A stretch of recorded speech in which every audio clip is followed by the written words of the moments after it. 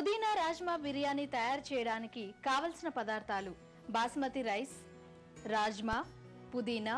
పచ్చిమిర్చి, ఉల్లిపాయలు, అల్లం వెల్లుల్లి పేస్ట్, ఆవాలు, జీలకర్ర, బిర్యానీ ఆకు, బిర్యానీ పువ్వు, నిమ్మకాయలు, నూనె, నెయ్యి, ఉప్పు, కారం, గరం మసాలా, కొత్తిమీర. పుదీనా రాజ్మా బిర్యానీ తయారు చేసుకునే విధానం: ముందుగా స్టవ్ వెలిగించి బాండీ పెట్టి 5 టీ స్పూన్ల నూనె, 2 టీ స్పూన్ల నెయ్యి వేసి కాగాక